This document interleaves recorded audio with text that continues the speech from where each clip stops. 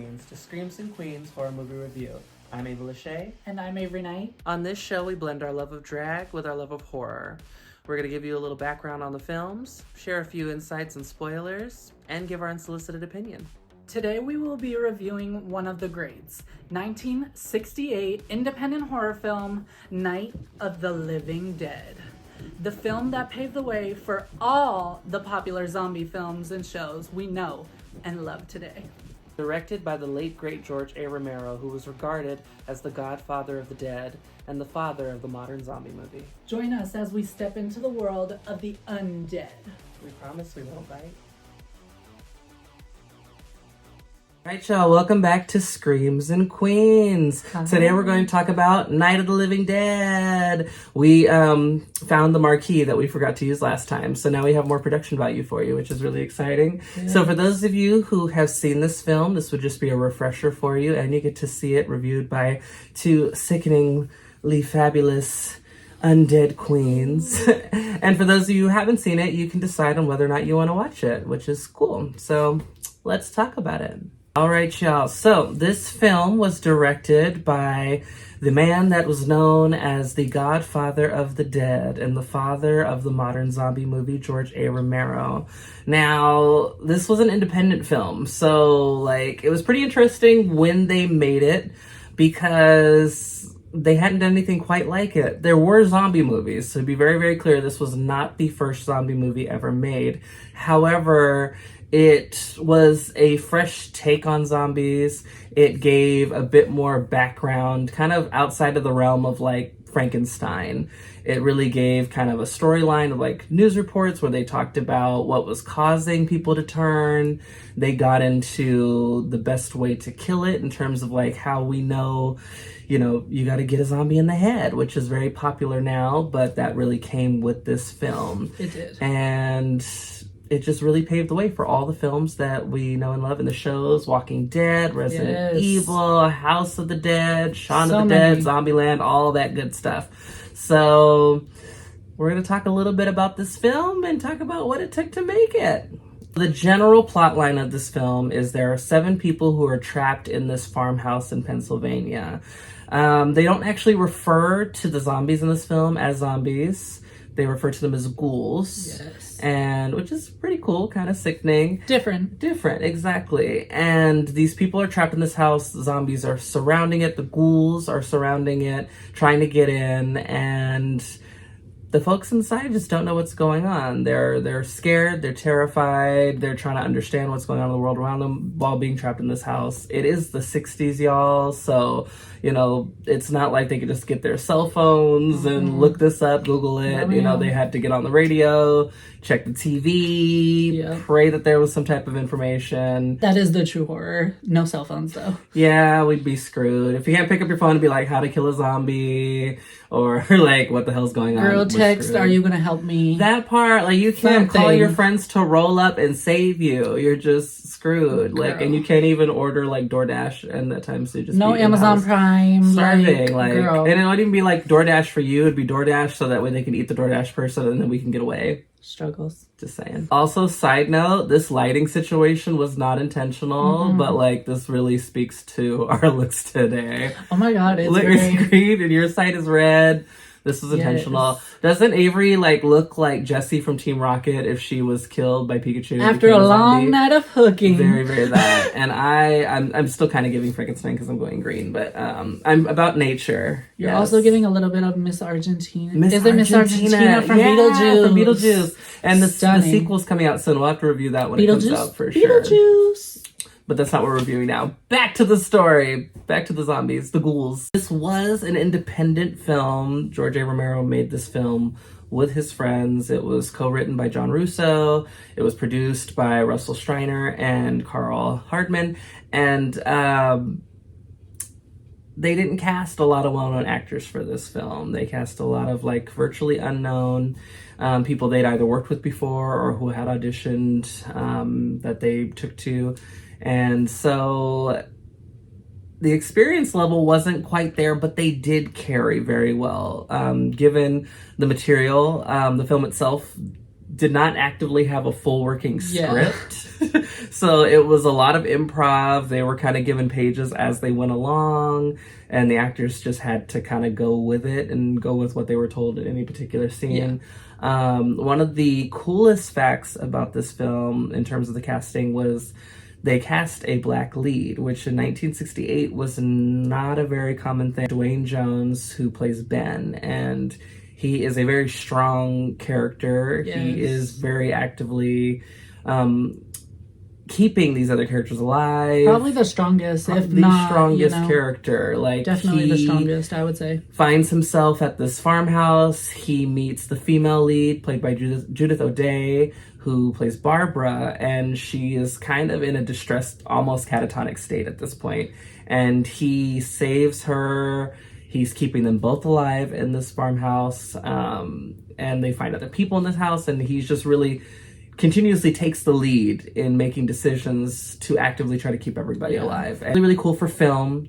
It was a game changer for a black actor, especially in horror films, because especially black actors notoriously in older horror films died very, very early on. That's something First out or second out. Yeah, that's something that didn't really change until the 90s, late 90s into the 2000s. So to see this character in this lead and being so strong, and to have it be just an active choice. He gave the best audition for this character. The character was supposed to be white, and they loved his audition. They gave him the role, and he carried. The MPAA didn't really give this film a rating for the first month that it came out. So it was in theaters, y'all, and it drew the typical crowd of teens, adolescents, adults who love horror. But people were taking their kids to see this, young kids to see this, and there was trauma. There was a lot of trauma, and critics were not for it, and they were very against kids being able to see this film when it came out. I know my mother personally was traumatized when she saw this. She will not watch this film to this day. We were just watching it and she was like, absolutely not. I'm going to bed. She's like, what are you watching? Nope, I'm out. Bye. Zombies? Deuces. They were working with a budget of $100,000 to $114,000, and ultimately they grossed $30 million internationally and domestically, so combined. So that's pretty impressive. Come on, Paranormal Activity. Right? For an independent film that was mostly improv. You gotta work that. So very, very impressive. And it's cool. It has an amazing legacy, this film. Partially due to incidents were copyright, because there was an incident with the name, so they didn't have full copyright on this film, so there was a lot of films kind of made in the vein of this. But George A. Romero himself went on to make 5 sequels of this film, which are truly really, really great movies. They're all great standalone films. All right, y'all. So we're going to get into the kill count of this movie. Now, there are 7 title characters that are the focal point of this film, but the first one to die is actually Barbara's brother, Johnny. So what happens with Johnny? Johnny and Barbara are basically in the cemetery. They're going to put a wreath on their father's grave. So someone who is in, I would say a little bit farther behind them in the cemetery, and it's alluded that it's a ghoul straight away. You think instantly, because of the way they're walking and kind of stumbling, that it's a ghoul, but they don't know this. Acting like a child. They're coming for you. Look. Ghoul does approach them, and it is pretty much implied, Johnny hits his head. It is implied that he's pretty much done for, and that's what starts Judith's chase scene that ultimately leads her to the farmhouse. We ultimately don't see Johnny again until later, but we'll talk about that shortly. Next deaths are actually that of Tom and Dear Judy. Probably have one of the most forgiving deaths of the film. They're not actually eaten by zombies. What does happen is that in this big plan to try to put gas in this truck in order to get everybody to get away, they go to this kind of part of the barn where they're trying to fill up the tank. Multiple choices are made here. Very, very poor choices are made, and the truck lights on fire. And for whatever reason, at first they try to start like driving away, which was a choice. And when Tom ultimately tries to get out of the car, Judy's stuck. My jacket's gone. Truck blows up. Done for. No more Tom. No more Judy. Lots of trauma. Barbara's. The horde of ghouls comes through, but Johnny is right there, center stage. Right there when they open the door. He basically hugs Barbara, but it's not a hug because he's a ghoul. So trust and believe he is not going in for that hug. He's going in for that bite. Okay? And he takes what's his and he takes his sister and brings her back into the horde of zombies. And she's never to be seen of or heard of again. Bye-bye, Barbara. Bye-bye. And in true family trauma fashion, this is how the Coopers go out.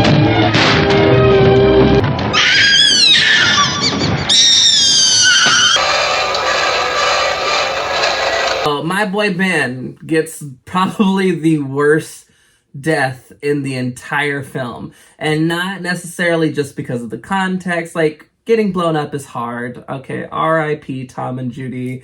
Being stabbed to death by your daughter is rough, Helen, we know. Being eaten by your brother in a horde of zombies is horrible, Barbara. However, Ben just gets really screwed over. So he is holed up in the basement for quite some time. When he finally emerges and comes out and is like, yay, I'm going to be safe. There's help here because this group of people who are going through and taking out these ghouls has arrived at the farmhouse. Goes to the window. He thinks he's made it. And they take him out, y'all. They shoot him because they think he's a ghoul. It was horrible. He survived the whole film just to get shot. Just to get shot. Just to get shot. Which He honestly, helped every single person just to get shot. Which is at the great end. cinema, okay? It is honestly genius writing because it's not what you expect. You expect him to survive. You expect him to be okay. You're like, yes, he is the final girl. And then bam, they take him out. All right, everyone. The final kill count is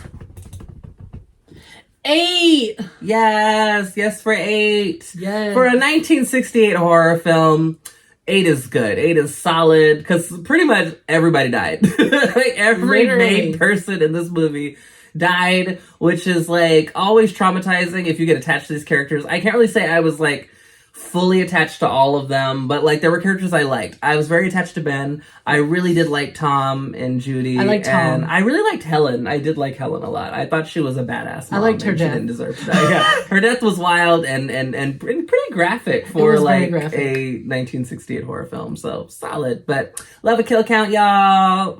Yes. Come on, kill count. We need to come up with an official kill count song. Yes. Like, and we need to. It's the final kill count. I hope we might get copyright issues.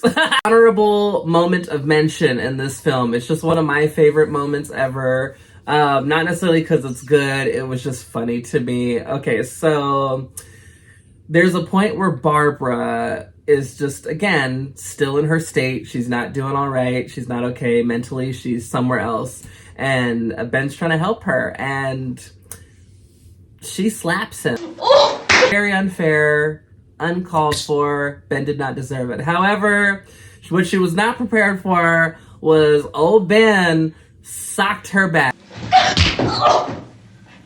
I don't condone violence against women, but in this particular case, it was just like, Ben did that one for the ancestors, y'all. Okay. Ben slapped her for segregation and slavery. Ben punched her, and that hit said, reparations, an all-black drag show hosted by Nikki Jizz on the second Friday of every month at Oasis in San Francisco. That's what that said, and I supported it fully, just saying. All right, y'all, the time has come for us to give you our rating of this film. Now, for those of you who watched the first episode, you know how this works. This is what we call the 7 realms of horror movie hell rating. 7 being horrific, 6 being absolutely terrifying, 5 being gorgeous, 4 being thrills, 3 being chills, 2 being camp, and 1 being meh. So, what would you give this?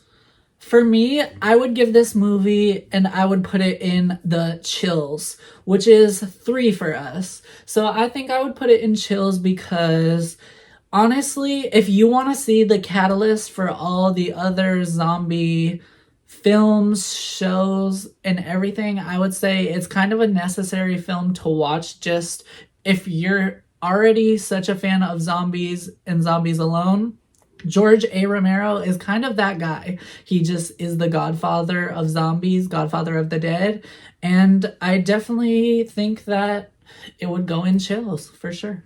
Yeah, chills, absolutely. I mean, this isn't a terrifying movie. I think it probably, I mean, if you're modernly thinking about it, if you watched it in 1968, I guarantee you this was probably completely terrifying. Yeah. Watching it, being as desensitized as some of us horror fans are by films that we've watched, it's not the scariest thing that you'll watch as Not at all. pure horror fan. However, you know, there is a lot of chills to it. There is that fear factor of, okay, these ghouls are coming to get me. These people are stuck in this house. How are they going to get out? It's very intense. So there's a lot of chills to it. So definitely a 3. And again, this rating isn't a like bad, like meh would probably be bad as a 1, but you know, a 2, a 3, anything of these things are not actually bad. It just, that's where they fall on the rating of the horror movie. 7 realms of horror movie hell, and chills is where this film lands. Absolutely. Would you recommend this movie to other people? I would definitely recommend it. I think it's, like I said, it's the catalyst for all zombie films. So I really feel like if you're already a big fan of zombie culture and all of that, I think definitely I would recommend this movie for sure. Absolutely. Yeah, if you are a first-time watcher of like horror or first time watching this particular movie, I would say go for it. Because again, like, if you appreciate Resident Evil, Walking Dead, House of the Dead, Dead Rising, any of those games, if you appreciate any of that, you know, you gotta watch kind of like the groundwork of that and see the film that really paved way for those films to be made and in the way that they are. And definitely just do a full George A. Romero horror marathon, like zombie marathon. Absolutely. Like, yeah.